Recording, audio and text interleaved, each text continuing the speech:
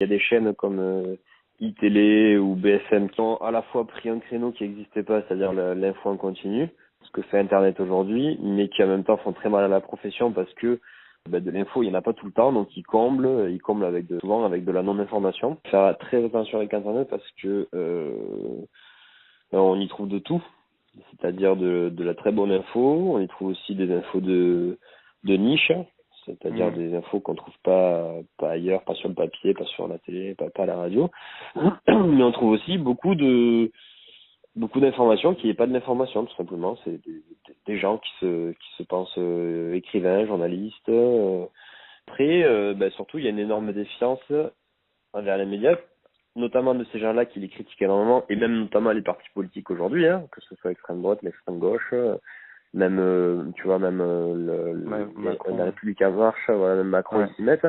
C'est-à-dire qu'aujourd'hui, quand le média dit pas ce que tu veux, et aujourd'hui ce que font les gens, c'est qu'ils veulent entendre l'info qu'ils veulent entendre. Donc en fait, quand on entend une info, quand ils sont un minimum engagés, quand ils entendent une info qui leur plaît pas, c'est pas du tout, on remet pas du tout en cause ce en quoi on croit, on remet en cause l'écriture du journaliste. Lire une information gratuite plutôt que de payer pour une information, ce que je peux comprendre, et moi c'est la première chose que je fais aussi.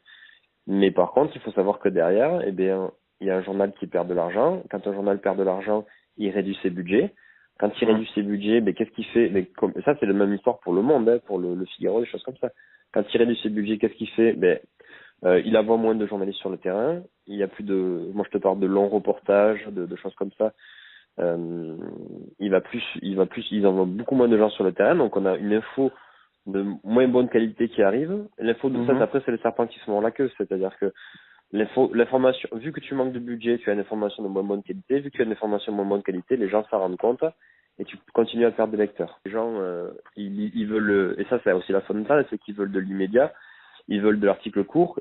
Qui aujourd'hui, la plupart des gens, quand ils voient un article sur Facebook, ils regardent le titre et puis ils like. L'immédiateté fait qu'aujourd'hui, surtout avec Internet, on ne lit plus de longs articles. L'info de qualité, elle est toujours là, mais c'est juste qu'on va plus la chercher.